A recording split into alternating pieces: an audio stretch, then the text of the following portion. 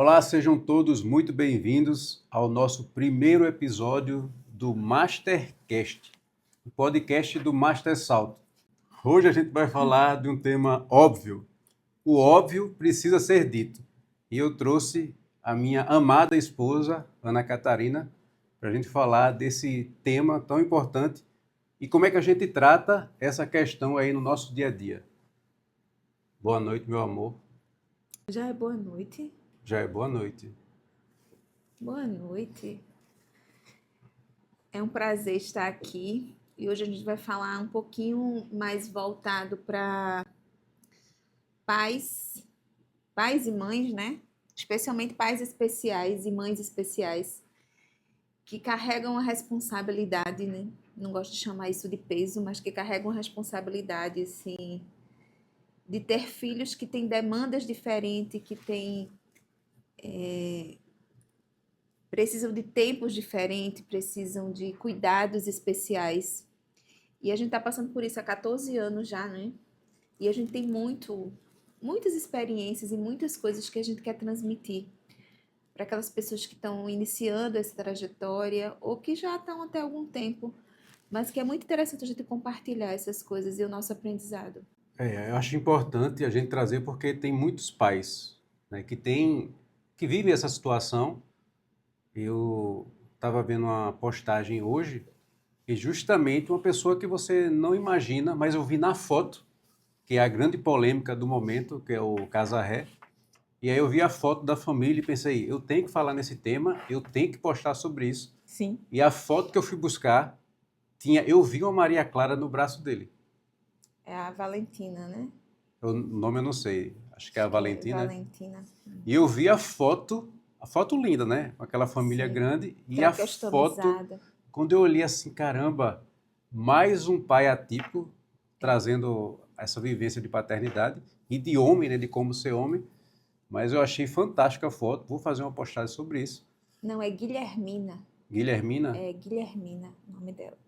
E aí eu descobri que ele também é um pai atípico. Fui lá na Oi. mensagem, mandei uma mensagem para ele.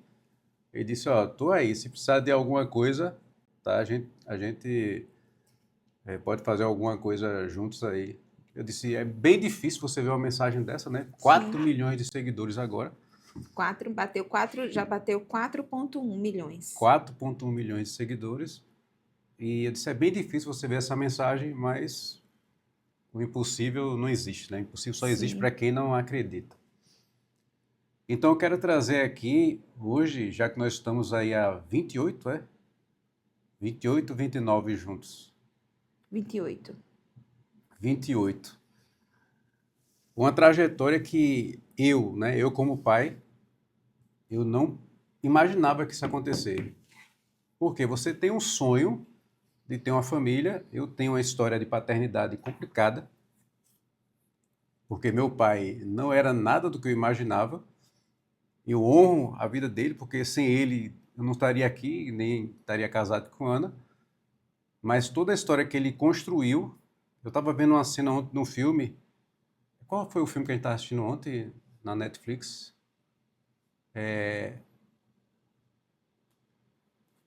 Imparável. Foi Imparável? Isso, Imparável. imparável. E aí tinha uma família onde o pai não era um cara presente, tinha algumas crianças, e ele brigava muito com o mais velho. E eu me via no mais velho, ele confrontando. O mais velho não tinha uma perna. Lutador lutador de luta greco-romana, né? Isso. E aí no final tem um confronto do pai, chega a polícia e tal. E eu vivi isso. Muitas vezes eu fui parar na delegacia por conta de violência verbal do meu pai, violência psicológica. Nunca ele partiu para a violência em si, né, de bater na minha mãe, ou a gente levava uma cinturãozadezinha. Ele tinha uma violência psicológica muito forte, de dar murro na parede, de dizer que ia se enforcar, enfim. E aí, quando eu trouxe isso para ser pai, eu quero ser o melhor pai que eu posso ser, o melhor marido que eu posso ser. Lógico que não sou perfeito, você erra, você tenta acertar, mas eu vou ser diferente. E aí vem o que? A gente passou 7 anos, né? A gente namorou Namora. 7 anos para noivar, depois passou mais 7 anos para Clara chegar. A gente jovem, querendo se divertir, passear, não levou em conta que a vida passa. Com passeio, a vida passa. Tanto é que hoje, 28 anos depois, né, eu estou com 50. E a gente não tem como voltar ao tempo, tem como remir o tempo. E aí a gente passou 7 anos para vivenciar a chegada de Clara. E todo pai acredita assim, caramba, vou levar minha filha na escola, né, vou botar ela na carcunda, vou brincar, vou fazer isso, aquilo. Mas só que, no caso da gente, não foi assim que aconteceu. A gente descobriu que Clara era especial. Na época, na minha época, chamava-se especial, tanto é que eu escrevi um livro com o nome Pai Especial. Hoje, mais moderno, se chama Atípicos.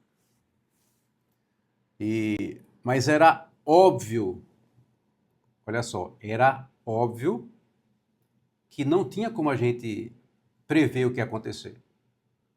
Só estava na nossa mente, nas nossas ideias. Exatamente.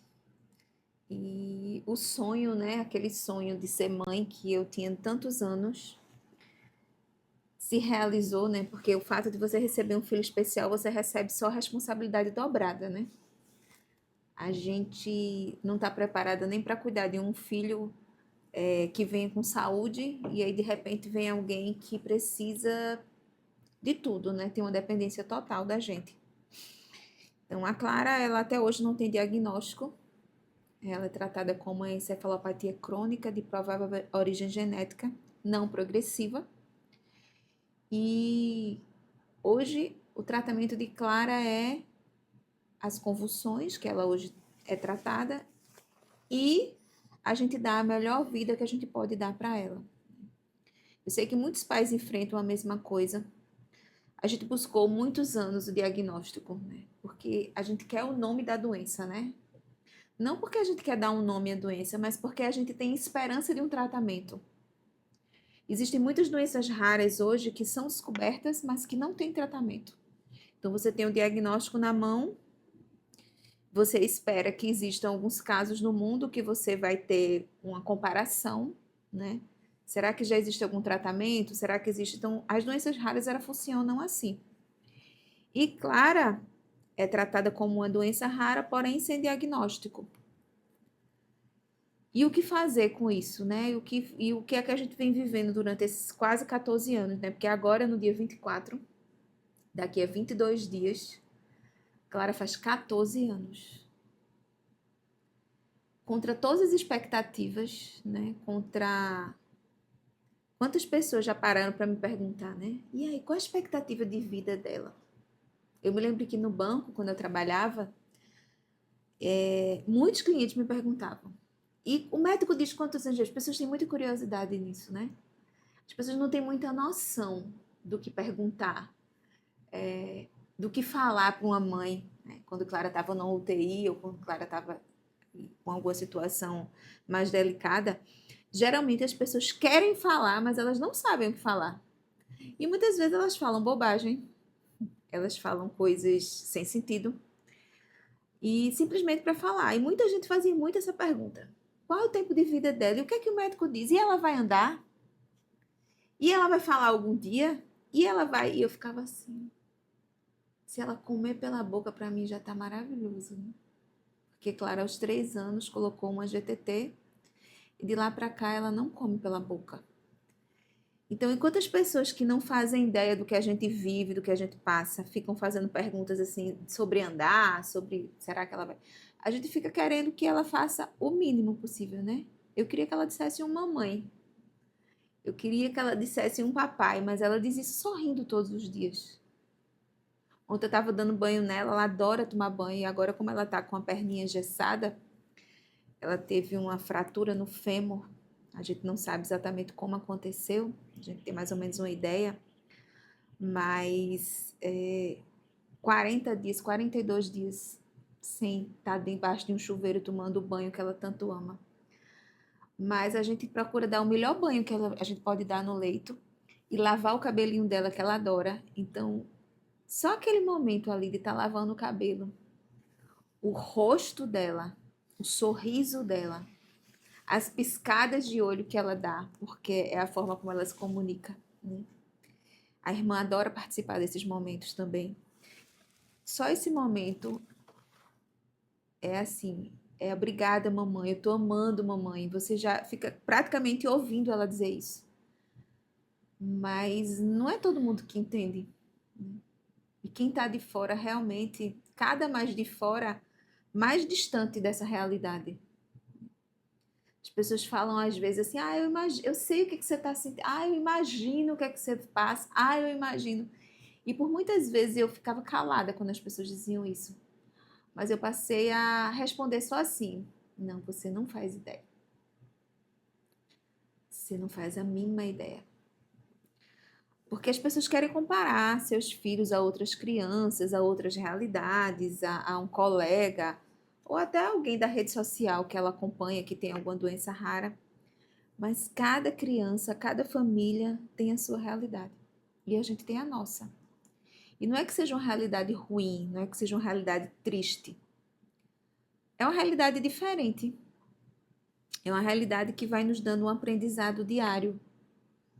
Que todos os dias, de repente, a gente tem que estar tomando caminhos diferentes, né? Fazendo escolhas diferentes. Nem sempre são as melhores, mas são as que a gente acha que é a melhor naquele momento. E essa é a nossa rotina diária, né? Toda vez que tu vai falando, eu vou relembrando, né, esses momentos e sentindo aquelas coisas que aconteceram desde o dia do, entre aspas, o dia fatídico, né, da notícia da neurologista, e que a gente chorou no carro e tivemos alguns minutos ali para decidir se ia passar o resto da vida choramingando ou fazer alguma coisa. Passamos muitos anos buscando diagnóstico, um nome, uma resposta. A gente foi para a Tailândia, fez células-troncos, e sem resultados aparentes. Sempre uma esperança de, ela focou mais, ela está fixando mais o olhar, tal. Mas os grandes avanços nunca aconteceram. São muitas dúvidas, muitos apegos, muitos medos, e a gente vem aprendendo.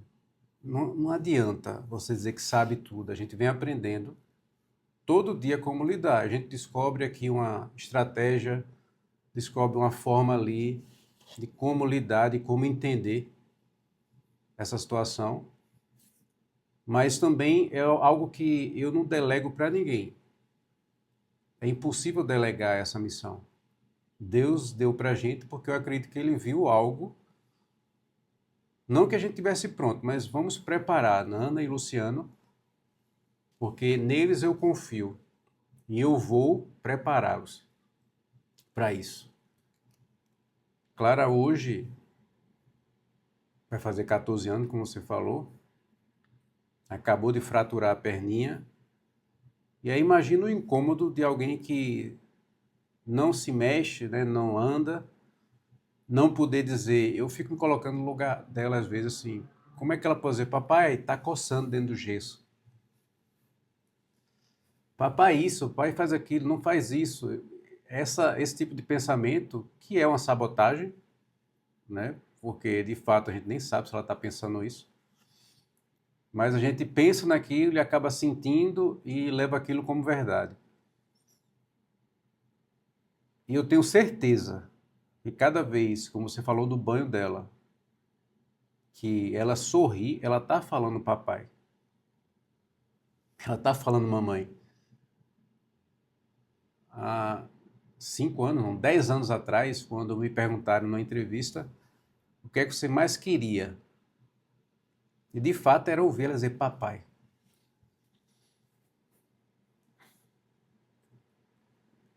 Mas aí você vai aprendendo a ouvir de outras formas, né? Então, eu fico contando as piscadas dela. Para mim, cada piscada ela está dizendo alguma coisa. E ela fala de fato. Porque ela olha, você chega nela, Eu digo, papai, Clarinha, papai está aqui com você. Eu começo a elogiar ela, falar dela, olhando no olho dela, assim, fixo. E ela para, ela fixa também e faz uma piscada, duas piscadas. Não é uma piscada simples. É uma piscada de se eu estou entendendo, papai. O jeito que eu posso lhe responder é esse. Então, veja que situação. Não é fácil você ser pai. Eu já vejo muitos pais aí que têm a oportunidade, como a gente tem a Carolina, que não tem nada, né, neurológico, de você vivenciar isso e conversar e brincar e puxão, né, e entender como é que ela está vendo essa situação, como é que ela está entendendo isso, como é que ela se vê dentro de uma família atípica, como é que ela se vê dentro de uma família que a irmã não pode correr com ela, brincar de pega, não pode nada disso. Como é que ela se vê nisso? Eu já fiz uma terapia com ela e foi muito emocionante, porque no final ela disse: eu só queria passear mais. Ela é criança, ela tem 9 anos, ela não entende muita coisa, né? Nós vamos sendo formados até os 21, a gente não está completo ainda. Então imagina uma criança de 9. E aí você não pode querer que ela pense igual a você, que ela pense igual a mim, que ela pense igual a mãe. Não pode, você tem que entender que ela está numa fase de entender tudo que está acontecendo ao redor e lidar emocionalmente com isso. Imagina só a mente dela, a cabecinha dela. Ela fica adotando estratégias, fica se ocupando. Eu fico, tem hora que parece que eu entro no, no corpo de Carolina, parece que eu entro no corpo dela quando ela está fazendo algumas coisas. Eu me vejo nela. Eu me vejo o que é que ela está querendo com essa atitude. O que é que ela está querendo? Ela não está pedindo isso aqui. Tem hora que ela chega, tem hora que ela chega e você tá, eu tô com o celular trabalhando, fazendo alguma coisa, ela esbarra. Ela esbarra não é porque ela é desastrada, é tipo assim, solta o celular, olha aqui para mim. Tem várias coisas que você pensa que é aleatório e não é. Se você prestar atenção, não é aleatório. Ela está querendo dizer alguma coisa. Então ela vem com o bebezinho, dá a mamadeira dela. Papai, vem cá, senta aqui, dá a mamadeira dela. Não é porque ela não quer dar. Ela fez isso comigo ontem. Eu vou dar a mamadeira, eu não vou fazer outra coisa. É um jeito dela ter atenção. Como ela pede muitas vezes às meninas que trabalham lá no home care, diz, senta aqui do lado. Ela só quer que você sente do lado, é sentir a sua energia, a sua presença. Não é que quer que você faça alguma coisa a mais ou vá fazer uma tarefa dela, não, é só sentir que está envolvida de pessoas. São adultos? Adultos. Imagina uma criança, como é que vivencia isso. Eu digo porque eu era uma criança e eu tinha 2 irmãos. Então é muito diferente você ter 2 irmãos, até para arengar, para brincar, para correr, para fazer várias coisas, e você não ter esse irmão. E quando você não tem o irmão, você corre para onde? Para os primos. Eu tinha muitos primos. E você corre e não tem primos, vai para onde? Para os coleguinhas da rua. Hoje em dia você não sai na rua para ter coleguinha, as pessoas vão para suas casas, estão nem aí com as outras, né? Primos, nem se fala, amigos. Então a gente tem que dar o nosso jeito. Não é reclamar do que está acontecendo, é dar um jeito, um atalho para a gente viver da melhor forma essa situação. Essa, eu acredito que é uma estratégia que a gente pode adotar, a gente vem adotando, não somos pais perfeitos, tá? Então, essa vulnerabilidade, essa entrega, eu não tenho esse peso nas costas, eu sou um pai maravilhoso, Ana é uma mãe maravilhosa. Nós somos os melhores que a gente pode ser. Com acertos, com falhas, todo dia tendo que aprender, todo dia caindo, levantando, rindo, chorando, mas sempre juntos, né? Foi assim que a gente prometeu na igreja, diante de Deus, e vai ser assim para sempre. E essa coisa de você ter um filho com uma necessidade especial e um filho que é completamente normal, né? Você vê hoje a maioria das pessoas querem nem quer filho ou quer só um, né? Filho único. A gente queria 3, né? Mas a gente, né? Deus, eu tive 4 Queria não, gestações, quero quer, 3. né? Eu tive 4 Vai chegar a próxima gestações, ainda. mas 2 não evoluíram. E Quando a Clara nasceu, a médica indicou que a gente não tivesse outro filho, né? Porque a Clara não tinha diagnóstico. Você imagina, a gente, até hoje, Clara não tem diagnóstico. Se a gente tivesse acreditado nisso, né? E a gente foi para a Tailândia fazer as células tronco dela. E lá eu fiquei grávida. Recebi esse presente. E eu me lembro que até a minha médica, a minha ginecologista, ficava me perguntando, querendo que eu fizesse terapia, porque ela achava que eu precisava de terapia. Porque se viesse alguém com a mesma doença da Clara, né, ou com o mesmo problema da Clara. E eu dizia para ela que eu não precisava de terapia para isso, porque de fato eu não tinha essa preocupação. Porque se Deus fosse me dar duas Claras, ele sabia que eu deveria receber duas filhas naquele mesmo problema. Ou se ele me desse uma filha que tivesse uma vida completamente normal. E a Carolina nasceu saudável, uma criança extremamente saudável. E a gente vem aprendendo. O Luciano falou dessa questão de que sonhava, né, botar no colo e correr e brincar. Eu me lembro da primeira reunião da Carol na escola. Eu fui lá de óculos escuros. Era uma reunião para falar sobre como era o ano letivo e tal. O primeiro ano que eu coloquei ela no maternal. Ela tinha 2 anos e meio. E eu chorei a reunião inteira. Eu me lembro que eu chorei a reunião inteira. Eu estava de óculos escuros, eu fazia assim para secar as lágrimas. Porque passou um filme na minha cabeça naquele dia. Porque eu queria muito que a Clara estivesse na escola. E a Clarinha aí já tinha mais de 5 anos e eu nunca pude colocar ela numa escola. Muitas pessoas até perguntam, mas ela não vai para a escola? Infelizmente, Clara não pode ir para a escola. A gente já tem home care, a gente vai fazer 10 anos que tem home care. E é um apoio. A gente depois vem falar sobre esse tema, né, com mais detalhe. E é um tema que realmente precisa ser conversado, porque é um desafio. São duas coisas, né? É uma bênção o fato de você ter um suporte de médico, de enfermeiro, de técnica de enfermagem, de equipamentos, né? De vida. Você tem um hospital em casa. Mas, ao mesmo tempo, você não tem mais a sua casa, porque sua casa virou um hospital. Então, sua filha precisa conviver com isso, né? Clara divide um quarto com Carol. Então, o quarto de Carol é um hospital e é o quarto de Carol. A nossa casa é um hospital. Ontem, 10 horas da noite, né? Tava chegando a gente queria, né? Oxigênio. Fechar a porta de casa e descansar. A gente tava sem técnica de enfermagem, porque a chuva aqui do Recife, né? Alagou de forma que a técnica não conseguiu chegar lá. E a gente dormiu sem técnica.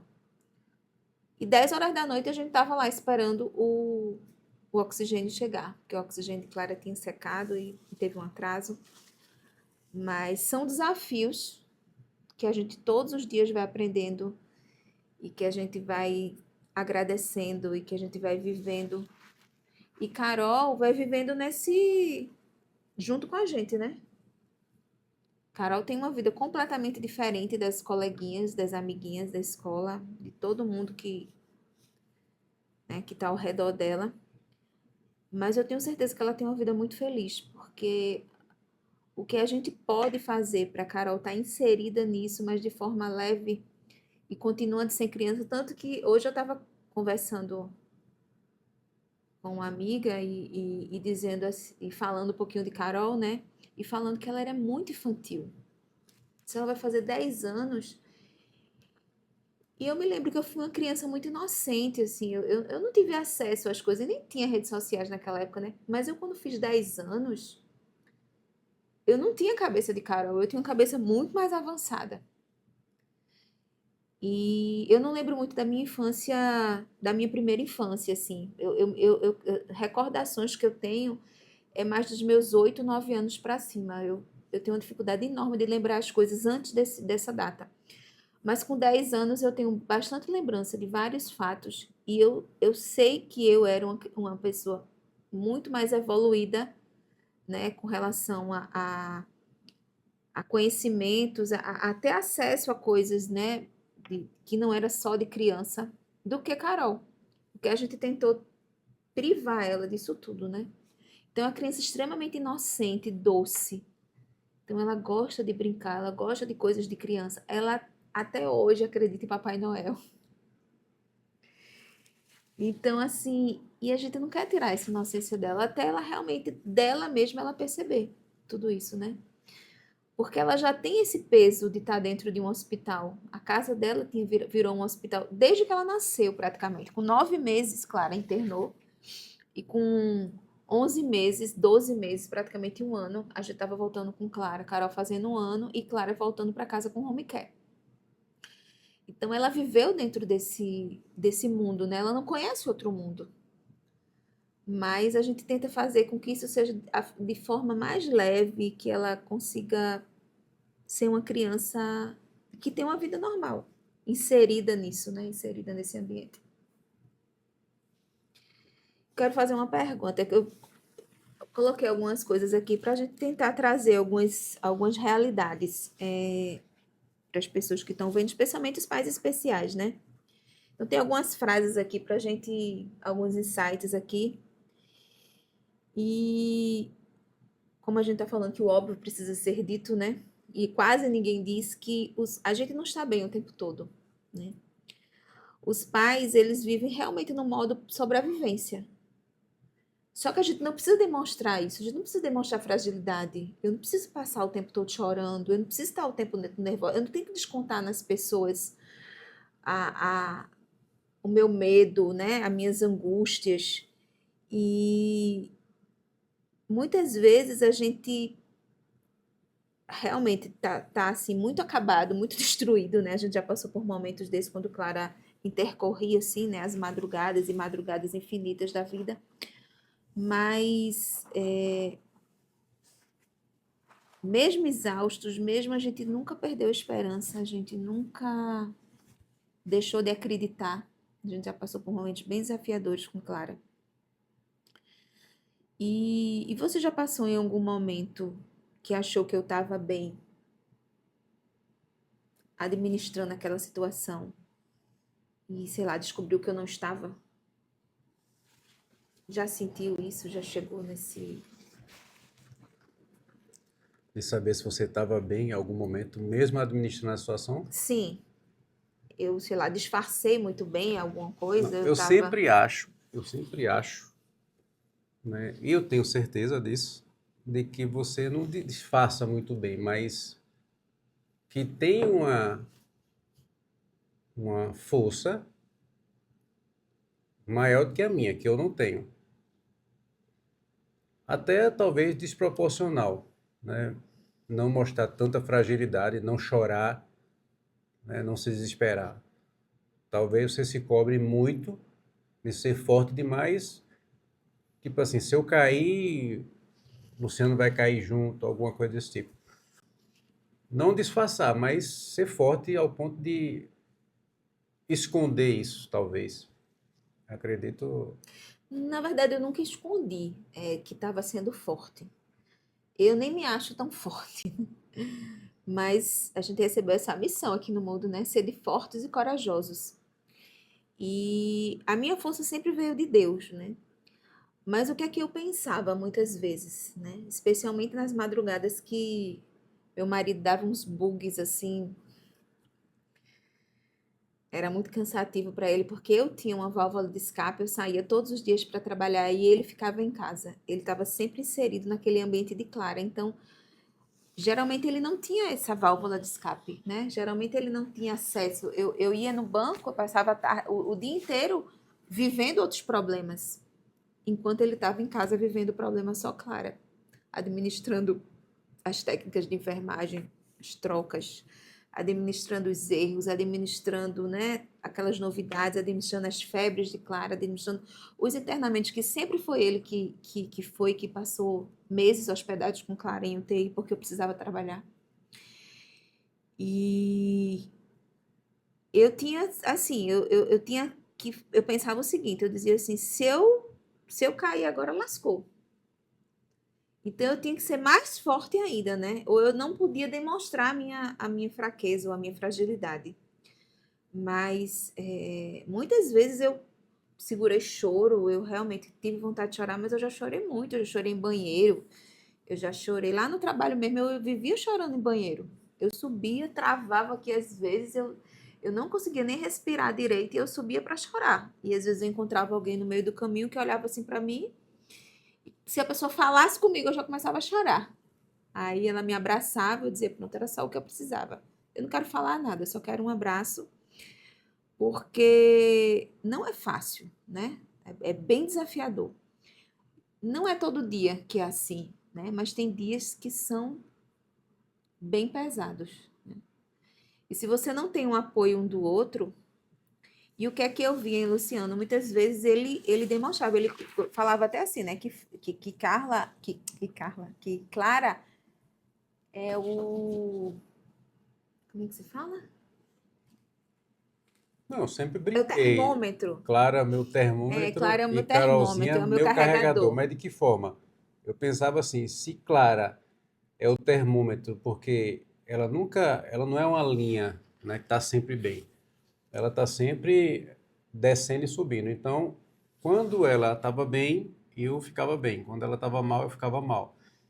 E Carol, meu carregador, porque diante de todo aquele turbilhão de coisa acontecendo, um abraço de Carol, tipo assim, meu Deus, eu não só tenho Clara para me preocupar, eu tenho Carol, né, para aliviar. Então sempre brinquei de Carol, de Clara, meu termômetro, e Carol, meu carregador.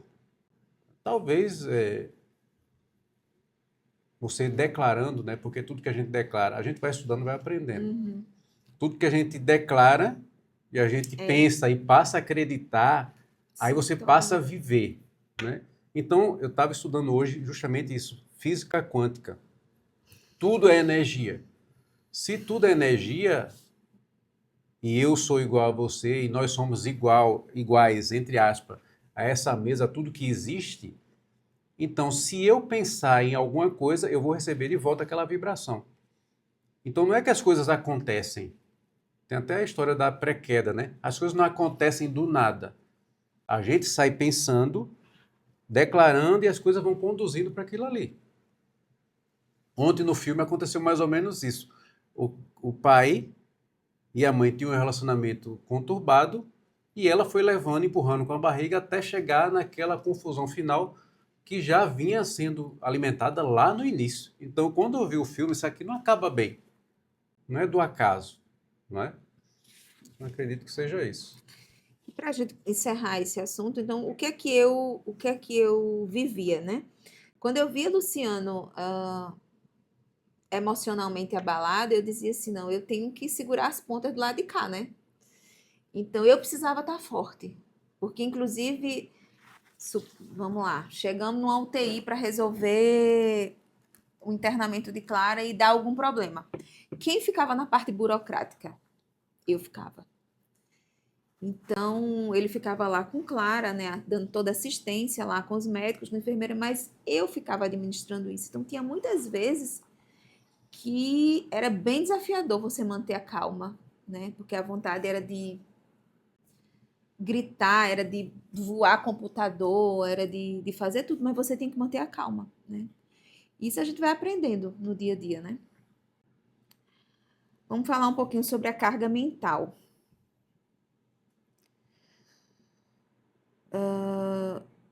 Ele fala aqui sobre divisão. Não, não é só cuidar, é pensar o tempo todo, né?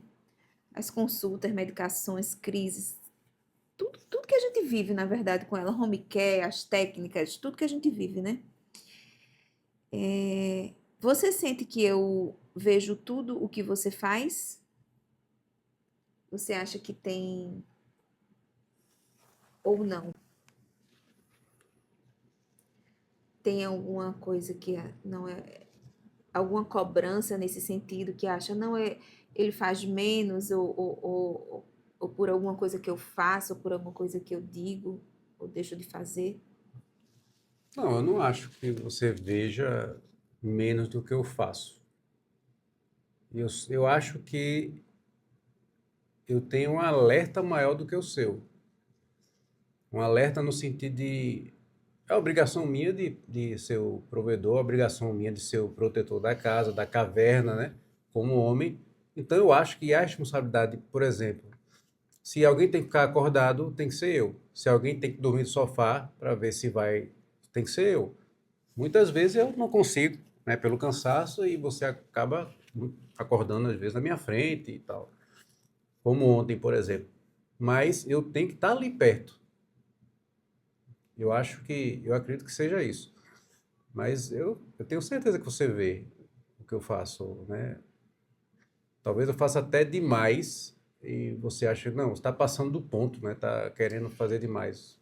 É porque sempre pode existir, né, entre o casal essa cobrança, né? Porque geralmente a mulher carrega um peso maior na criação dos filhos, né? No dia a dia, administração da casa. O Luciano sempre foi daquele que, em alguns assuntos, né, ele sempre dizia assim, por exemplo, a administração da casa, sei lá, qualquer Dinheiro. coisa que eu vou ver com Vânia, né, com a nossa empregada, alguma coisa, ele faz isso aí com você. Isso aí é a mulher, isso é coisa da mulher, né? E eu respeito, né, tudo isso. Mas assim, com Mas relação deixa à eu fazer um criação. parênteses, né? Nessa questão, principalmente se tiver mulher no assunto, Hum, eu sempre acho que isso é com você.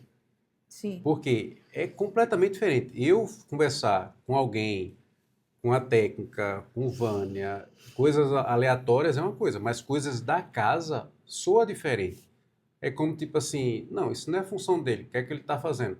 A não ser que o cara esteja vivendo sozinho como Barbosa, né, o seu pai, e aí ele contrata alguém, ele vai ter que dar as ordens lá, mas na casa, eu acho que a casa, tipo assim, o homem é feito para ir para a rua, para caçar, e a mulher é feita para administrar o lar. Então ela é que sabe, não é nem que eu estou querendo sair da responsabilidade ou não, mas eu acho que você falando a sua comunicação com outra mulher, ela é bem mais aceita do que o homem falando, entendeu? É mais sobre isso. Mas essa questão, né, de você estar ali, de estar carregando o peso emocional, de você estar vivendo aquilo no dia a dia, a gente sabe realmente dividir bem essas tarefas, né? Eu já chamei a atenção dele, hoje a gente tem muito mais consciência, né? A gente tem aprendido muito, assim. Por isso que a gente quer cada dia mais falar sobre esse tema, né? Porque a gente fez muitas escolhas erradas. A gente tomou decisões, a gente seguiu caminhos errados, né? Por falta de entendimento mesmo, por falta de conhecimento, né? Meu povo padece por falta de conhecimento. E por isso que a gente está nesse processo de aprendizado para a gente poder E que não corrigir dá para essas coisas. cobrar, que não dá Não, para não dá para cobrar da cobrar. gente que soubesse, porque a gente só Exatamente. sabe por quê? Porque a gente A viveu gente um viveu. processo de 13, 14 anos que a gente aprende todo dia e diz, caramba, olha como eu errei lá atrás. Mas a gente ia errar mesmo, porque não tinha manual. Onde é que tu imaginasse a tua vida namorando comigo, que a gente ia ter com 7 anos uma filha atípica? Nunca passou pela minha cabeça, nunca passou isso pela minha cabeça. Então você tem que reformular todo um sonho que você escreveu, né? Aquele sonho está lá, da Clara, que a gente comentava com todas as festas, encontro de amigos. A minha Maria Clara, a tua Maria Clara, todo mundo queria ter uma Maria Clara. E aí tem várias Maria Clara que a gente conhece e a nossa é a única atípica. E daí? Deus entregou assim, não sou, eu quero deixar bem claro aqui, eu não sou menos feliz por causa disso. De forma, eu brigo, não trocaria Clara por nada. É desafiador. A esperança, o que é que alimenta meu coração? Pode ser loucura, o que você pensar aí do outro lado, né? É que eu sempre tenho a esperança que ela vai andar. Eu tenho esperança que ela vai levantar daquela cama, daquela cadeira, que ela vai falar. Eu mantenho essa esperança, pode ser loucura que for. Porque se eu não manter essa esperança desse milagre, eu já morri. Então, se eu estou vivo, eu acredito que você deva acreditar o tempo todo. Eu fecho os olhos várias vezes e eu vejo isso acontecendo. Principalmente que a gente estudou para isso. Então, a gente sabe que tudo é energia, tudo é neuroplasticidade. Imagina, nós temos aí o umbigozinho de Carol congelado. As Ah, para células que tronco você do fez cordão umbilical. o cordão umbilical de Carol? Para que você fez isso? Não tem certeza, não tenho certeza nenhuma. Mas veja como está evoluído. Olha essa era de hoje, da inteligência artificial que traz muita coisa ruim, mas imagina hoje um monte de cura que a gente sabe que vai acontecer, de repente surge alguma coisa que a gente está preparado. Ah, foi um milagre, não, a gente estava preparado no caminho para aquilo acontecer. E se acontecer, a gente está preparado. Se não acontecer, tudo bem, ninguém vai morrer aqui. Mas se acontecer, a gente vai vivenciar isso. Para a gente entrar num tema sobre casamento, né? Vamos concluir essa questão do que a gente está falando aqui, nessa questão da carga emocional, né? Que a gente vive diariamente. Porque além de você carregar várias bandejas, né? Do dia a dia, da rotina, de medicação, de médicos, de terapias. Nossa, é uma lista interminável, né? A gente tem a questão emocional, né? Porque o tempo todo a gente está envolvido com isso. Então, é um susto, é uma solicitação de um plano de saúde que nega, é um internamento, é algo, você entrar no hospital. Essa semana passada a gente passou por um susto enorme, que praticamente quase que a gente tem que ir para um hospital, para um UTI, né? Por conta de uma fratura de Clara, porque ela chega no hospital de fraturas e lá ela vai querer desaturar e quase ter uma parada e todo mundo ficou desesperado, né? E a gente tem que administrar aquelas emoções. E diariamente a gente vive coisas assim, sabe, assim, é loucura. E a gente precisou, nesses anos todos, estar trabalhando sempre isso, a questão do emocional. Porque sem isso, a gente não teria conseguido chegar aqui, né, como pessoas normais. Porque tantos pais hoje, tantos casamentos acabam, porque tantas pessoas ficam loucas aí, né? O Luciano nunca fez terapia. Eu não vou dizer que eu nunca fiz terapia, porque há 2 anos atrás, eu fui para um psiquiatra e ele me passou uma terapia com um psicólogo. E eu fui fazer essa terapia, e era inclusive online. Eu estava trabalhando ainda, eu era no finalzinho do expediente, eu ia para o meu carro e lá eu ficava 30 minutos com a psicóloga conversando. Eu acho que a gente ficou uns 2 meses, semanalmente, nessa conversa. Até o dia que ela me falou assim, que não via sentido naquela terapia, porque ela disse que não achava que eu tinha necessidade daquilo. Porque, pelo que ela vivia, pelo menos o que eu falava para ela nas sessões, né? Ela via que eu estava, assim, administrando bem a minha vida, a minha rotina, a parte emocional, e que ela não tinha que me ajudar. E simplesmente ela me liberou, né? Eu disse, ela me demitiu da terapia. Então, tirando esse parêntese aí, né, desses 2 meses que eu fiquei com essa psicóloga, a gente nunca fez. E todo mundo, eu me lembro que vários clientes meus, inclusive que eram terapeutas, eles falavam, vocês fazem terapia? Vocês fazem terapia? E eu disse, que horas? Quando? E a gente nunca fez, né? Eu disse que assim, a nossa terapia foi Carolina, né? A nossa rotina lá.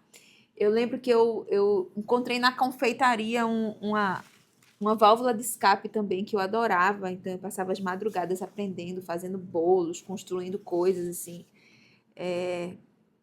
Quantas madrugadas eu fiquei acordada vendo essas coisas e investi nisso. E basicamente, ou melhor, principalmente Deus, né? Que estava ali presente, nos socorrendo, né? Nos dando sanidade mental e nos dando forças, né? Para a gente ultrapassar aqueles desafios. Agora vamos falar no casal. O filho vira o centro. Clara virou o centro de tudo. Ela era a prioridade número 1 da nossa vida, né? E continua sendo. E muitas vezes o casal desaparece. Falta de tempo, falta de energia, culpa, né? Vamos sair só nós dois. Como a gente vai sair e deixar Clara? Não tem momento de casal, porque... E Clara? Se Clara não pode ir, a gente também não vai, né? Agora, Carol, se os 4 não podem ir, a gente também não vai. Então, a gente viveu muito tempo isso, né? E a gente percebeu que estava construindo o caminho errado, né? Muitas vezes a gente não escolheu um ao outro. E nesse caminho de aprendizado, a gente foi vendo que se a gente continuasse daquele jeito, o casamento ia deixar de existir. Porque existiam os pais de Clara, os pais de Carol Mas não existiu casal, Ana e Luciano. Fala um pouquinho sobre isso. Ela falou daquela brincadeira que eu fazia, né? Ainda digo de vez em quando, de Clara ser o termômetro, então Clara sempre foi o centro, mas Clara sempre foi muito vulnerável, muito vulnerável. Então qualquer saída do nosso olhar poderia acontecer alguma coisa. Ela entrou na traqueostomia, já tinha GTT, por decisão divina, né? Tudo aconteceu para que aquilo acontecesse e ela melhorasse. Ela sempre foi muito aspirada, muitos problemas. E quando ela parou, que recebeu a traqueostomia, ela recebeu uma condição de vida melhor, que a gente começou a viver mais, né? Eu comecei a ficar mais tranquilo. De uns tempos para cá, ela vem melhorando cada vez mais. Tanto é que a gente começou a olhar um pouco mais para o casamento, de sair juntos e fizemos aí uma viagem inicial, né? Acho que foi a primeira viagem para Israel, não foi? Foi a primeira? Em casal foi. Depois que ela nasceu, foi. E aí depois que ela nasceu, a gente encarou esse desafio de ir para Israel. Eu tinha acabado de entrar no conselheiro do Pablo Massal, junto com ela, e a gente entrou em outra mentoria do Pablo e fomos parar em Israel. No meio daquela guerra toda, nós passamos ali 21 dias, Não, foi menos. 10 dias, 11 12 dias, dias. uns 11 dias eu acho. E aí, Clara, por essa estabilidade, a gente conseguiu deixar com a técnica de muita confiança, que conseguiu lidar ali com aqueles dias de Clara. Mesmo assim, a gente ainda voltou com algumas intercorrências que aconteceram, mas a gente conseguiu separar e viver ali um pouco de casal, longe de casa. Depois a gente foi para Alphaville fazer um evento lá, Master Salto, e fomos só de novo, foi em agosto. E aconteceu outra coisa na volta também, que ela foi internada. Enfim, é um desafio. A gente está aqui, ó, perto de casa, né? Estamos a 5 minutos de casa.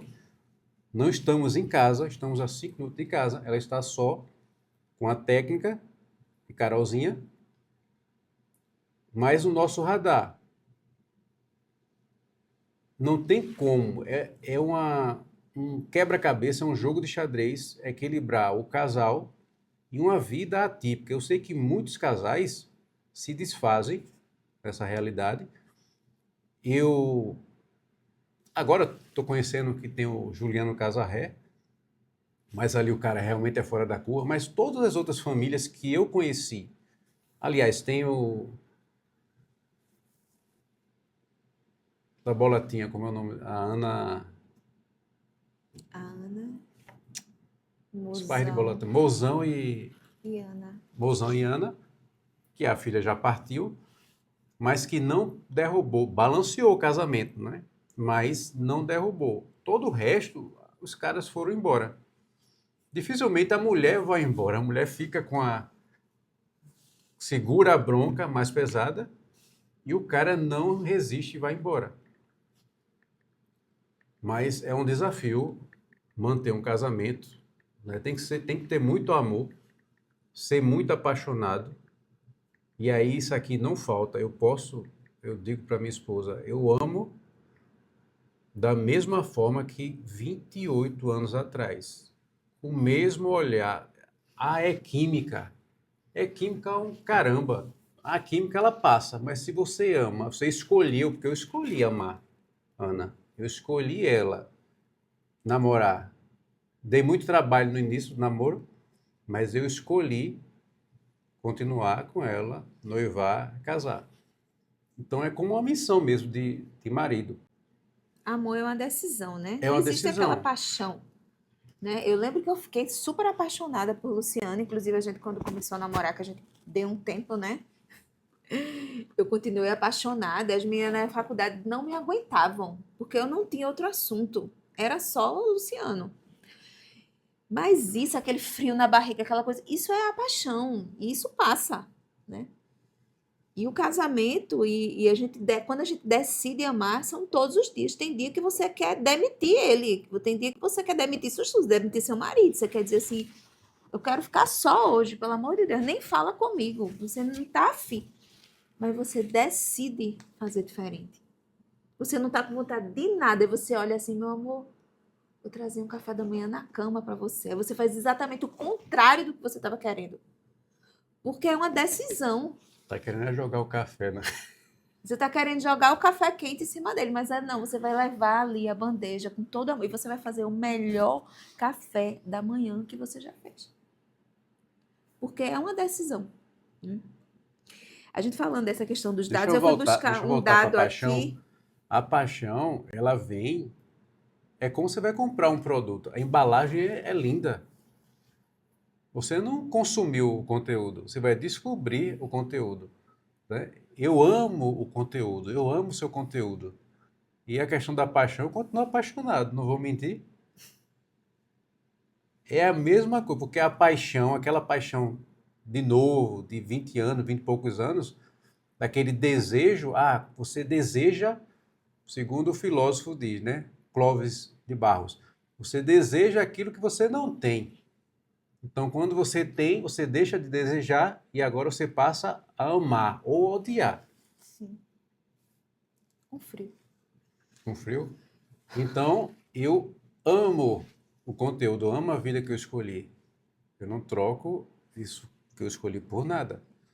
Então, pode ser que aquela paixão de novo, de descobrir, do desejo, do segredo e tal, ela arrefeça, mas ela não desaparece por completo. A gente falando dessa questão do casal, né? O Luciano falando assim, quantos foram que a gente conhecia, né, de crianças. E esse número, eu acabei de fazer a pesquisa aqui, e ele diz o seguinte: no Brasil, cerca de 78% dos pais abandonam as mães de crianças com deficiência antes dos 5 anos. 78%. Eu fiz uma palestra, quando eu fiz minha palestra lá em Paris, eu comecei com esses números e as pessoas já ficaram bem impactadas, porque eu queria fazer eu ia fazer uma palestra completamente diferente e na semana véspera eu estava inclusive já lá na França e veio no meu coração para eu mudar completamente aquilo que eu ia falar. E eu abri a palestra falando justamente desses números, do abandono das mães. Porque já é desafiador o casal, e você imagina você sozinha, a mulher sozinha, né? Então tem muitas mulheres carregando um peso aí, um fardo muito grande. Não é fácil. Mulheres que não têm vida, não têm lazer, não conhecem outra coisa a não ser o problema do seu filho. Inclusive se fecham para outras relações, se fecham para ter outros filhos e vivem unicamente aquela realidade, né?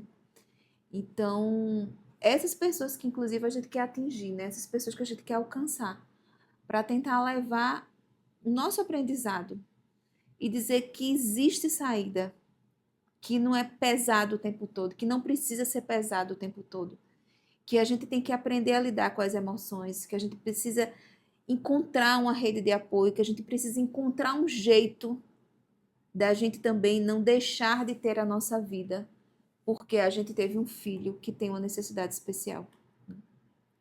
Falando de movimento, né? Você viajou, a gente foi para São Paulo, para Alphaville, para Israel, você foi para Paris.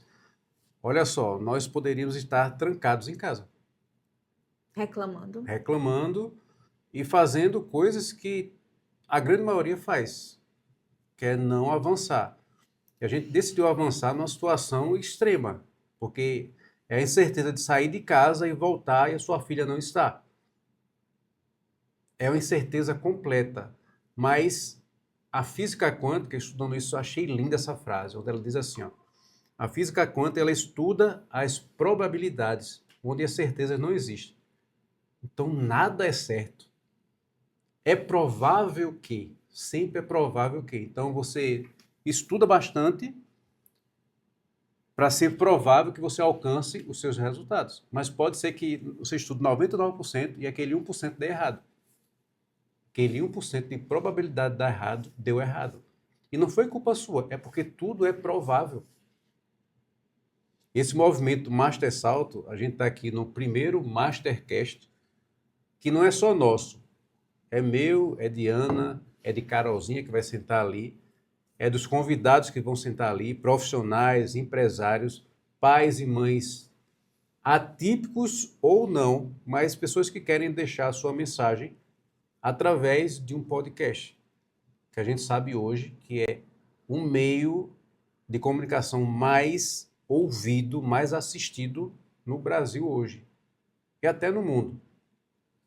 Tanto é que a Netflix agora absorveu os podcasts do Spotify, que o Spotify também transmite vídeos, absorveu e vários grandes podcasts vão passar a aparecer lá no Netflix. Nem se fala do JJ Podcast, que é o maior do Brasil hoje, né? Que atinge aí 71% dos brasileiros, praticamente. Então aqui é para você abrir a sua boca, a sua voz e trazer o seu conteúdo para cá, tá? Eu quero que você fale, antes do próximo ponto, dessa ajuda para as mães especiais, através do movimento Mulher Plena também, e do curso que a gente gravou juntos para mães e pais atípicos, né, que está lá no link da bio, e como surgiu essa ideia de gravar esse curso, de qual dor surgiu, eu já sei qual foi a dor, mas quem você quer atingir? A dor surgiu, o desejo de transbordar, né, na vida das pessoas, porque assim, eu vivi momentos muito desafiadores na minha vida, né? Eu troquei a palavra difícil pelo desafiador. E eu vivi desertos, enfim, parece assim, que não teria fim. E chegou um momento da minha vida que quando eu consegui passar esses desertos, eu consegui enxergar as coisas de outra forma, que foi quando eu saí daquela bolha, né, da reclamação, do ambiente que eu estava ali, que eu não enxergava nada, né? Eu estava comentando sobre isso esse final de semana com as meninas lá no evento. Fui para São Paulo fazer um evento com mulheres e eu falando da questão do ambiente do trabalho, né? No banco, eu fui bancária há 26 anos, a gente tem um péssimo hábito de reclamar, de murmurar. Luciano já viu muitos isso. A gente fazia reunião lá em casa com as amigas, né, do banco, e ele ficava lá, vocês vem para cá, desopilar, né, fazer um happy hour, Eu e nunca vocês entendi essa só dinâmica. falam de banco Nunca entendi. e só reclamam. Mas era um vício da murmuração e da reclamação.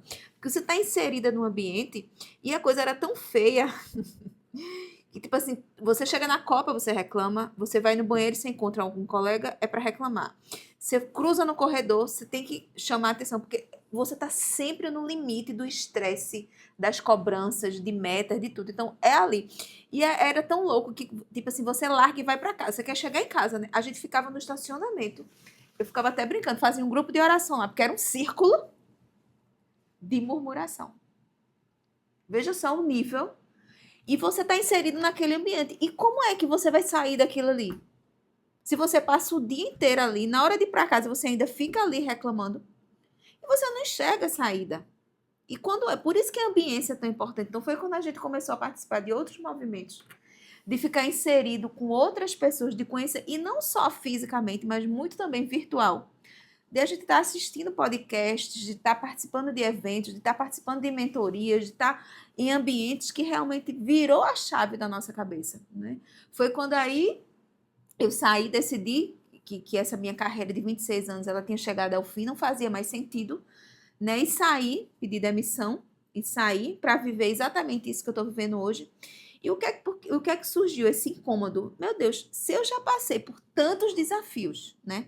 Eu não clara de passar 64 dias internada e eu continuei trabalhando todos os dias. Então, as pessoas falam assim, como é que você aguenta com essa conta? Eu digo, primeiro que eu preciso trabalhar. Eu era CLT, eu não podia ficar no hospital com a minha filha. Eu não tinha período de férias para tirar para fazer isso. Luciano que estava lá. Eu tinha outra filha também que eu precisava dar assistência em casa, né? Então, eu precisava administrar aquilo. Então, nossa, eu passei por tantos desafios que tantas pessoas chegavam para me dizer, eu não daria conta. Se eu tivesse no seu lugar, eu não daria conta.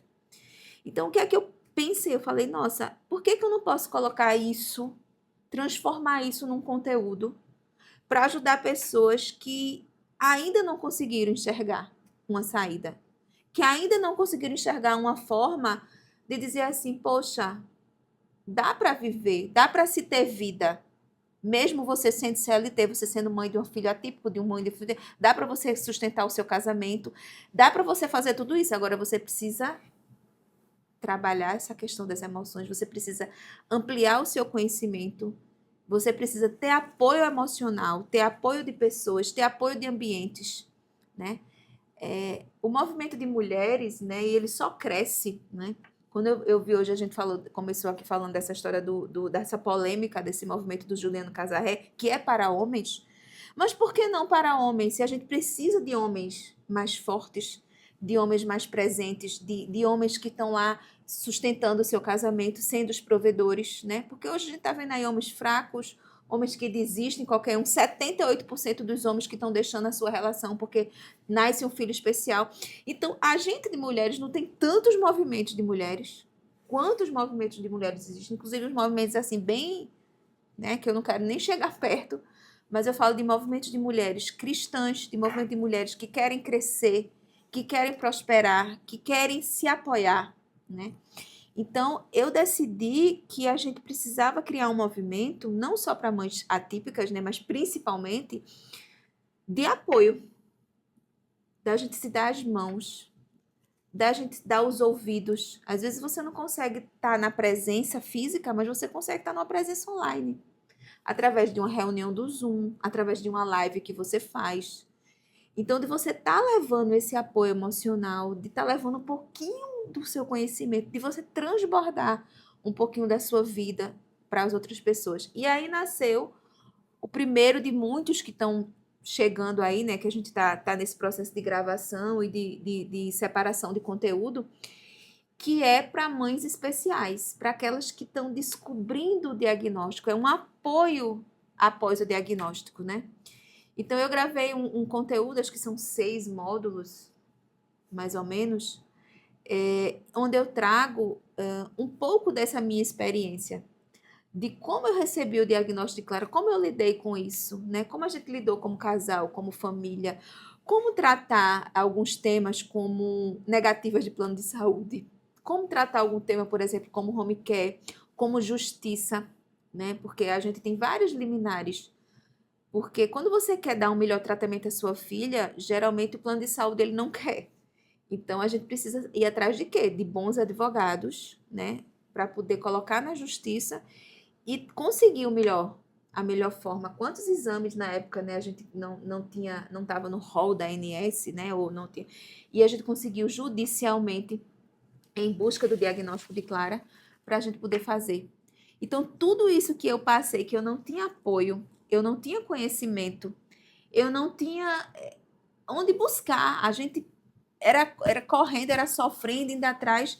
Então, eu estou simplificando isso e trazendo isso de uma forma muito clara e muito direta para essas mães que estão vivendo um diagnóstico difícil agora, de um filho que está com uma doença especial. E às vezes essa doença é quando nasce, essa doença é quando o filho já tem 3 anos de idade, essa doença aparece quando o filho tem 5 anos de idade. Então, as doenças graves, né, doenças raras, elas não vêm só no nascimento, né? Elas vêm no decorrer da vida. Clara foi uma criança que nasceu completamente normal. E lá para os 4, para os 5 meses, a gente viu que ela realmente estava evoluindo, né? Ela parou o desenvolvimento e a gente viu que tem alguma coisa errada. Então, como eu, né, como mãe, posso trazer de uma forma simples e direta essa informação para as mães. Então, existe esse curso, né, que está lá na minha bio, que fala um pouquinho sobre isso, né? Do que fazer, do que esperar, né? Os próximos passos após o diagnóstico. E é bem interessante para que você que tem interesse, lá no meu Instagram, no Ana Santa Clara 1, Ana com 2 N's, tá lá esse curso disponível para você ter acesso. Show. Agora vamos falar de uma coisa que a gente já está há quanto tempo nesse. Não faço a mínima ideia de quanto tempo a gente já está aqui gravando isso. Estamos Mas a gente a não tem hora, não tem nenhum script. Eu vim aqui para pegar alguns pontos uma que eu hora e acho 7. essenciais, 1h07, que eu acho essencial, que a gente precisa falar, né, quando a gente está falando sobre esses temas, trazendo de casamento, de fortalecimento emocional, né? E uma das coisas que nos sustentou até hoje foi a parte espiritual. Se a gente não se fortalecer em Deus, a gente não se sustenta.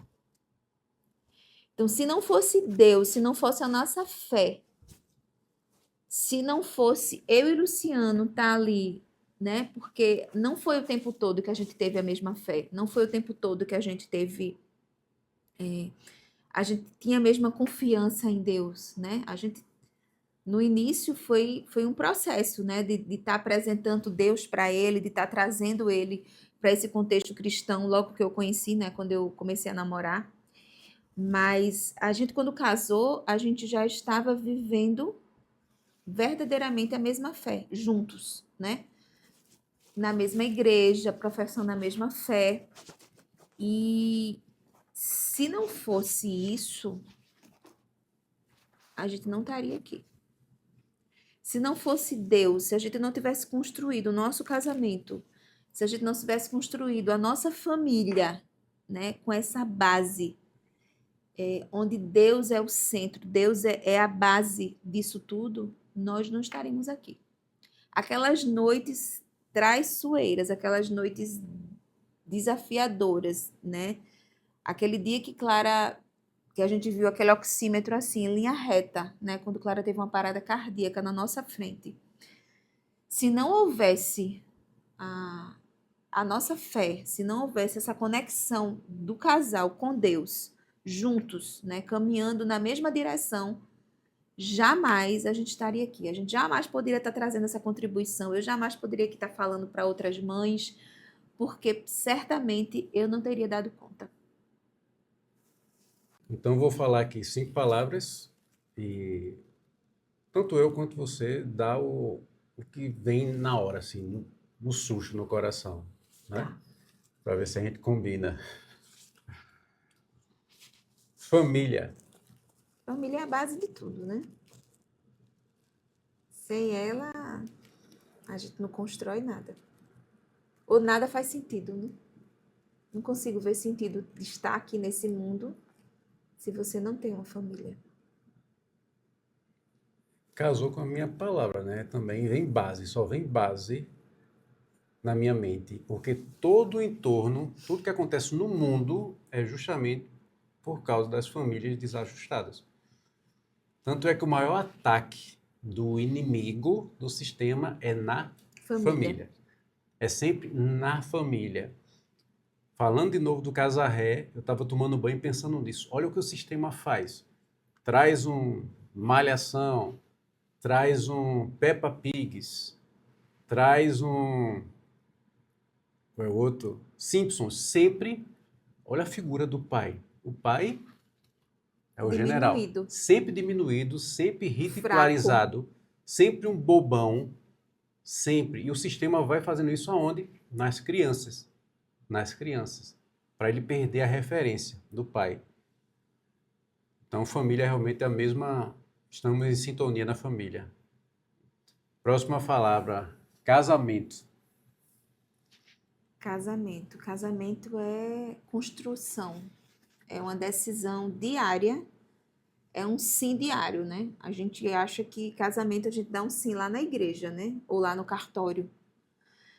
Mas o casamento ele é construído diariamente. É um sim diário. É uma decisão diária. Eu acordo todos os dias e decido dar o melhor para meu marido, dar o melhor para o meu casamento. E quando eu não dou o meu melhor, a relação sente, né? Então é uma decisão diária. E é feito de acertos e de erros, né? Nós somos seres humanos, mas a gente sempre quer acertar, né? Casamento é um desafio, porque são duas histórias que viveram outras histórias, outras crenças se juntando para viver uma nova vida. É um mastermind, né? É uma terceira mente. Imagina trazendo todos os meus bloqueios para dentro do casamento. Nós não estaríamos casados há 28 anos. Se eu replicasse um dia, sei lá, um mês do meu pai dentro da minha casa hoje, a gente não estaria juntos. Então é por isso que não tem nada a ver com o que eu vivi. É a nova mente, é o que a gente está criando junto. Então a gente decidiu criar uma família juntos. E é um desafio, porque você tem que abdicar do que você é, um pedaço de verdade, porque eu não sei de fato quem você é lá atrás, as suas vivências. Você não sabe, Você traz as suas mochilas, né? você Cada um não traz a sua sabe história. da minha história, como eu vivi. Então a gente tenta trazer uma nova história e vem dando certo, graças a Deus. É E um o desafio. casamento, complementando, né? Ele não é a dois, né? Ele é a três. Se ele for a dois, provavelmente ele não consegue, não vai ter base, né? Se Deus não tiver presente na nossa relação, né? Então é uma coisa que a gente sempre está trazendo, né? Sempre tem essa consciência de que assim a gente tem princípios, a gente tem valores, né? O respeito mútuo, tem tudo que, né, norteia aí uma relação de casal, né? Que precisa ter respeito, que precisa ter amor, que precisa ter carinho, que precisa ter dedicação, que você precisa morrer para si, para viver para o outro, né? E que as pessoas hoje estão entendendo isso de uma forma completamente equivocada, né? Mas Deus sempre na base. Aproveitando que você falou Deus sempre na base, o que é Deus para você? Ah, Deus é meu papai. Eu sou filha amada, né? Deus é o criador do universo. E Deus é tão maravilhoso, tão maravilhoso e tão maravilhoso que ele nos presenteou com o seu filho para nos salvar. Então, minha relação com Deus, cada vez ela muda mais, sabe? Porque quando você reconhece, existe uma coisa que eu já tinha ouvido isso, já vinha colocando isso tentando colocar isso na prática da minha vida, mas é um desafio. É porque muitas vezes a gente começa a entender, e muitas vezes por conta da religiosidade ou da forma que a gente aprendeu, a gente quer colocar assim a gente como serva de Deus. Deus é o Senhor de tudo, do universo e tal. E nós somos servos de Deus. Só que nós não somos servos. Nós somos filhos. E é muito diferente uma relação de alguém que é servo e de alguém que é filho. Então, diariamente, eu tento desconstruir essa relação que eu tinha aprendido de ser serva de Deus, para ter uma relação de filha. Porque um servo, ele não tem intimidade. O filho tem. O servo, ele não tem determinadas conversas com o Senhor, mas o filho tem com o pai. O filho coloca a cabeça no colo do pai, o servo não. Então, eu tenho tentado reconstruir essa minha relação com Deus, e a minha relação com Deus é essa, de filha e de um papai amado, que só quer meu bem. Eu sempre tive uma visão de Deus, porque você é ensinado assim, cada família ensina de um jeito. Você foi muito para a igreja, né? Que sua mãe levou, o seu pai é muito para a igreja. E a minha relação em casa era, a gente ia para onde o vento soprava. Então, eu ia para o terreiro de macumba, eu ia para caminhando para Jesus, aí ia para, meu Deus, como era o nome do outro lá? Eu Mas ia você para ia para cigana, cartomante, ia para cigana. cigana. Aí eu ia para cigana que incorporava. Aí eu ia para cartomante, né? O Delmar, que Deus a tenha, já se foi. Eu ia para. Não, o ápice do ridículo, eu fui para. Meu Deus. Tá vindo na mente que eu tenho que dizer porque é ridículo. Perguntar amanhã É o depois. quê? Tipo Dr. Fritz da vida? Essas Não, coisas era um não. negócio era um dia da semana, não sei, sei o que, do bode, do burro, sei lá, um negócio que tinha lá. E aí eu acabei, minha mãe foi para o espiritismo, aí eu acabei entrando no espiritismo também, e tomava passe, e fazia aquilo tudo, então. E quando criança sempre escutava, não, Deus castiga, Deus castiga, Deus castiga. Então eu sempre tive medo de Deus, muito medo de Deus, do castigo de Deus. Então eu fazia por medo.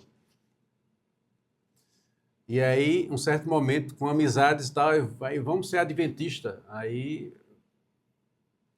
entrei para adventista. E a minha avó, você tá ficando doido, você não sei o que e tal. E aí eu saí. Então, essa salada nunca tive um apego à igreja nenhuma. Mas sou batizado na igreja católica, primeira comunhão, crisma, esse tipo de coisa. Tudo eu fiz, mas sempre tive esse medo, né? E acho que quando veio Clara, é que eu passei a descobrir que eu não podia sair de casa, então aquelas frases feitas, um domingo sem missa é um domingo sem Deus, domingo sem missa é uma semana sem Deus, ou se não for para a igreja, você não está com Deus e tal. E uma pessoa, um amigo disse, olha, vocês são a própria igreja, vocês vivem a igreja dentro de casa. Não que a igreja não seja importante, porque nós somos seres sociais e é preciso sair de casa para ouvir outras histórias, para conversar com outras pessoas, para congregar com outras pessoas. É preciso. Isso já é uma terapia. Mas não é que você está dentro de casa, você não pode conversar com Deus, ou viver com Ele, ou perguntar tudo a Ele, ou ouvir Ele falando com você. Minha mãe, você não reza, eu não vejo você rezando. A pessoa tem que ver. Geralmente o religioso tem que ver você rezando para acreditar que você conversa com Deus. Eu não tenho a mesma intimidade, por exemplo, de Ana, a mesma entrega dela. Mas eu não faço nada, não é por medo dele, mas é que ele não aprove. É como se ele fosse um pai, que ele está sempre ali, olha, eu aprovo isso que você está fazendo. Pode ir que eu estou junto. E eu acredito que ele está sempre comigo, porque eu não tenho tomado, eu posso tomar decisões erradas, mas nunca decisões que tipo são, isso vai desagradar a Deus. Então eu não tenho isso é o que eu estou falando de coração, essa intimidade de papai, né? Meu papai, como se fosse meu pai. Talvez por traumas e bloqueios que o meu pai da terra me trouxe na relação de pai, que eu não tinha essa relação. Mas eu tenho uma relação de respeito e de ouvir. Essa é a minha relação com Deus hoje. Isso que você está falando é uma coisa que acontece muito hoje, né?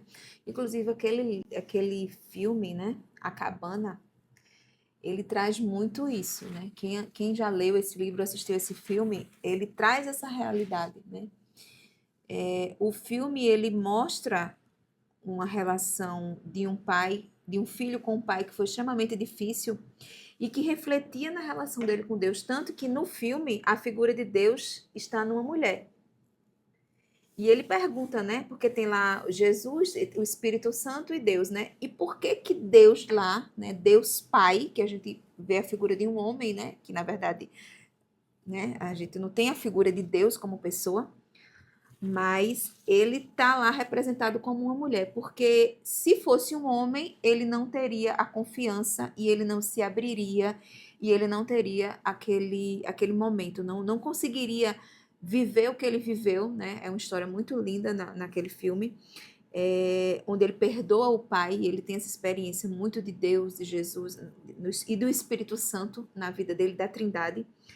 Mas essa realidade que o Luciano está trazendo aqui é uma realidade de muitas pessoas, não de homens, mas de pessoas em geral, de mulheres e de homens, que não conseguem ter uma relação íntima com Deus, de confiança plena, de paternidade mesmo, por conta das feridas que trazem com os seus pais, né? E isso precisa ser tratado, isso precisa ser curado, e isso precisa ser libertado para que a gente possa olhar Deus como de fato ele é. Não é um Deus castigador. Infelizmente, hoje, as pessoas estão falando de Deus aí de todo jeito, né? Como se Deus fosse um Deus castigador, um Deus julgador, um Deus disso. E a gente precisa falar de Deus com o que ele é. Lógico que Deus, ele é justo. A justiça de Deus, ela acontece. Mas Deus, ele é amor. Primeira experiência que eu tive lá na juventude, quando me apresentaram Deus no grupo de oração, eu aprendi, Deus é amor. E o que é o amor? Né? Então, Deus é amor. Ele é tanto amor, ele nos ama tanto que ele nos deu o seu Filho único para que todo aquele que viva não pereça, mas tenha vida eterna. Então, assim, eu creio nesse Deus e eu vivo essa realidade. E não seria nada do que eu sou hoje, não estaria aqui hoje, nem aqui falando, se eu não tivesse essa confiança em Deus. E eu espero que você consiga enxergar Deus dessa forma. Amém. Como é que você vê filhos?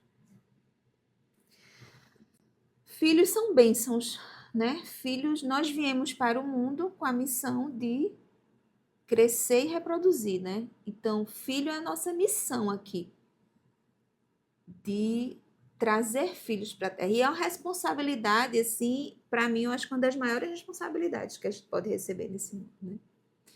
De você criar filhos para estar no mundo, filhos que não precisem de você, filhos que sejam criados primeiro com a base de fé, né, de Deus e de amor, para que ele não precise mendigar amor, para que ele não precise ir atrás de pessoas, nem de relacionamentos, né, abusivos, porque está faltando isso.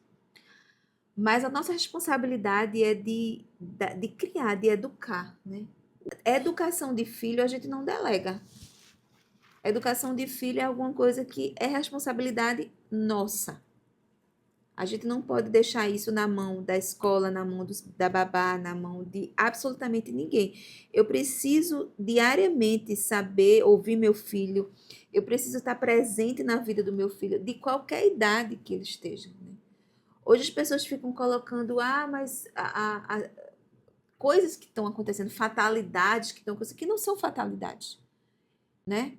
Crianças que têm acesso a conteúdos porque têm celular muito cedo, porque estão vendo conteúdos que não é da sua idade. Crianças hoje que estão se mutilando, crianças inclusive que estão se suicidando. Como assim? Porque o pai está omisso. Crianças que matam. Qual foi?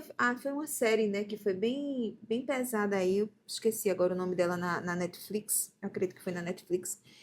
Que falava sobre isso, né? De uma criança que vivia num quarto. E os mães, ele matou uma coleguinha. E ninguém acreditava, os pais não acreditavam, porque era um menino calado, um menino que chegava e ia para o quarto, mas ele tinha acesso a videogames, a filmes, a conteúdos que não era. Aquela criança, ela foi saindo de si. A criança não tem a mente preparada para essas coisas. Então, por que existe classificação etária para a criança? É porque ela não tem córtex cerebral, ela não tem emocional, ela não está preparada para receber aquela imagem, aquela informação, aquele conteúdo. Então, quem pode estar evitando que isso aconteça? Protegendo os nossos filhos? Nós. Ninguém mais. Não só protegendo, como levando para ele aquilo que ele realmente precisa ser, como ser humano, como pessoa, como filho, como alguém que está na sociedade, como colega de sala. Eu preciso educar meu filho, eu preciso dizer o que é que ele precisa fazer, as regras da sociedade. Eu preciso, né? O pai e a mãe, especialmente a figura paterna. Filho é maravilhoso. Eu sempre sonhei em ter filho e filha. Ana falou toda essa explanação, eu concordo plenamente. Não vou me estender sobre a questão do filho, mas era sempre o meu sonho de ter um filho e colocar nele, não minhas frustrações, mas tudo aquilo que eu não tive e entregar ele para o mundo a uma pessoa saudável. Né? Como eu acredito que o nosso trabalho, principalmente com Carolina, ele é bem feito nesse sentido. Carolina é infantil? É. Tem 9 anos? Tem. Acredita em Papai Noel? Sim. Mas ela não é contaminada por várias coisas do mundo, porque ela não conhece a TV aberta, ela não conhece essas programações destrutivas, ela não conhece muita coisa do que a gente viveu, pelo menos na minha época. Então, eu acho que desse lado é uma forma saudável de criar filhos, trazendo a realidade, trazendo ele o que ele pode, o que ele não pode fazer, aliás, o que ele deve, o que ele não deve fazer, e não criar uma máquina, porque filho não é a sua reprodução. Ah, eu quero que meu filho seja médico como eu fui, advogado como eu fui. Ela tem que decidir o que é que vai ser. Carol tem que decidir o que ela vai querer ser. Não é pressionando que eu vou derramar nela o que eu não consegui ser. Eu adorava desenhar, né? Parei de desenhar, mas eu sempre escutava do meu pai, isso não dá dinheiro, isso não dá dinheiro. Fulano ficou pobre, teu tio é pobre, porque é desenhista. Você vai matando os sonhos. Então, filho é para você. Filho, primeiro, que não é nosso, né? Não é meu nem de Ana, eles não são nossos, é de Deus. Então, quanto mais a gente entende isso, vai desapegando do que pode acontecer, o tempo vai passar, nós vamos nos tornar crianças para a nossa filha, né, Carol, Deus quiser, velhinhos. E é isso. Filho é um presente. Eu não vejo, nem como pai, mas principalmente para a mulher, com todo respeito a quem tem algum problema que não pode, mas tem mulheres que dizem, não, eu não quero ter filho porque é caro. Eu não quero ter filho porque você nasceu para ser mãe. Todos os seus órgãos estão gritando, eu sou mãe. Você escolhe não ser, ou seja, você é um projeto que deu errado, fica até pesado. Será que você é um projeto que deu errado como mulher? Não sei sua ideologia, o que é que você acredita, mas preste atenção, você nasceu para ser mãe. E você decide não ser, é uma pena. E a última palavra que eu quero trazer é mentalidade, para a gente fechar esse podcast. Como é que você vê a mentalidade? Eu falei muito aqui, né, do ambiente, né? Eu acho que a mentalidade, ela tá muito associada com quem a gente tá andando e os ambientes que a gente tá vivendo. Eu passei muito tempo sem enxergar, ou seja, vivendo dentro de uma bolha, porque eu não busquei sair daquilo ali, não busquei uma leitura, eu não busquei uma mentoria, eu não busquei outras pessoas que já tinham saído, ou seja, já tinham alcançado aquela vida que para mim era quase que impossível de alcançar, porque eu não imaginava. Por exemplo, um dia desse eu estava lembrando disso. Eu lembro quando a gente comprou nossa casa, há 20 e poucos anos atrás. Então, na idade da gente comprar uma casa, né, já ter uma casa própria já era uma coisa assim muito irreal, né? Na nossa realidade, né, um militar e uma bancária. E eu me lembro que quando eu comprei aquilo, que era assim, eu tenho a minha casa, né? Agora eu não vivo mais de aluguel, eu tenho a minha casa própria. E eu lembro que quando eu entrei naquela casa, eu falei aqui, eu quero morrer aqui. A gente já conversou sobre isso. Eu entrei, eu me lembrei da casa da minha avó, os netos lá, e era uma casa que era casa de vó mesmo. E eu falei assim, eu quero morrer aqui. Tipo assim, já realizei o sonho da minha vida. Eu tenho minha casa, já posso, né? Já vou morrer aqui, minhas filhas aqui com os meus netos. Quando você muda a sua mentalidade, quando você começa a ver aquilo era muito pequeno. Você começa a ver aquela casa como que diz assim, não, essa casa não me cabe mais. Eu mereço uma casa maior. Eu preciso de uma casa maior. Eu quero um ambiente maior, um bairro melhor, uma vida melhor.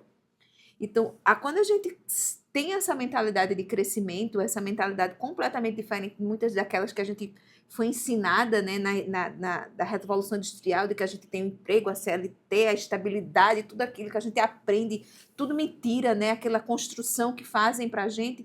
E quando você realmente vira essa chave de saber que tudo aquilo é mentira e que você precisa construir uma mentalidade diferente, aí foi quando a gente fez aquela virada de chave, né? Eu consegui dar o basta nos 26 anos de carreira e para vir conhecer ambientes e conhecer pessoas, estar inserido em ambientes que têm uma mentalidade diferente, que me leve para lugares que eu jamais imaginei ter quando eu tinha uma outra mentalidade e que eu hoje quero ter. Então hoje a gente busca conhecimento, aprimoramento e sempre está evoluindo para o próximo nível. Eu sou apaixonado por esse assunto, porque justamente você falou, olha os nossos sonhos limitados, mentalidade fixa. Uma casa para morar, eu como militar, querendo chegar aos 10 anos para ser estável, e ela bancária, sem estabilidade, mas trabalhando para comprar uma casa, como se aquilo fosse o ápice. A gente vem para o mundo para comprar uma casa, não cabe. Quando você expande a mentalidade, você entende que você não é daquela casa. Você não é daquele bairro, você não é daquela cidade, não é daquele estado, você é do mundo. Então, hoje a gente está morando aqui, pode estar morando em Israel, na Tailândia, não interessa, estamos no mundo. Nós não pertencemos aqui. E a coisa mais difícil de acontecer é você crescer na sua própria terra. Porque as pessoas conhecem seus erros, suas falhas, e elas não vão te apoiar para você avançar. Ela quer que você fique ali no mesmo lugar, porque aquilo vai conotar, não, denotar que ela não está avançando também. Então, quanto mais você quer sair dali, mais você incomoda, você atrapalha as pessoas que acham que nascer, crescer, comprar uma casa e morrer é a vida Se ideal. aposentar. E se aposentar, no caso do Conseguir militar, aposentadoria. se estabilizar Que foi a e pergunta ir que para a eu mais reserva. recebi quando eu ia sair do banco, assim, quando eu pedi. Mas você se aposentou? Mas você conseguiu se aposentar? Eu falei, eu tenho 48 anos, eu tinha 46 na época, né? Eu tenho 46 anos, eu não vou me aposentar nem tão cedo pelo INSS. Como assim me aposentar? Não, eu tenho muita vida pela frente. Então as pessoas querem seguir essa vida, se aposentar, pronto. Pronto, agora eu posso. Não, Tô garantida. agora E eu posso agora? viver. E A agora? melhor idade. Que mentira que é a melhor idade. A sua melhor idade, você estava no pico dos seus hormônios, pico dos seus músculos, da sua energia. Era a melhor idade ali na fase dos 20 aos 30 anos. Então, a melhor idade é um papo furado, desculpe quem entende assim, do sistema para conformar você, de que ele sugou a sua energia trabalhando para ele e no final da vida agora ele vai te dar, quiçá, uma aposentadoria, que a gente nem tem mais segurança sobre isso. Não. Então, se você não faz, você tem energia vital. Enquanto você está vivo, você tem energia para produzir. Não interessa se tem 20, 30, 40, 50. Aliás, você morre quando para de produzir. A pessoa se aposenta e faz o quê? Morre. Parou de produzir. Então, estamos vivos, Entre depressão e morte, estamos né? Que a vivos, então maioria temos que deixa de ser produzir. ativo. Temos que produzir, com mais dificuldade, com mais limitação, mas tem que produzir. E a gente não mora aqui, nós somos cidadãos do mundo. Ok? E essa mudança de mentalidade que nos dá a liberdade geográfica, né? Quando a gente não está vinculado a alguma coisa, a um CNPJ, nos dá esse benefício, na verdade, né? Essa probabilidade de você, essa possibilidade de você estar em qualquer lugar do mundo, morar em qualquer lugar do mundo e conseguir levar seu conteúdo e fazer o que você faz da mesma forma. E tem uma voz que você não tinha antigamente, porque a voz era só sim senhor, não senhor, dentro do quartel, ou sim senhor, não senhor para o seu empregador.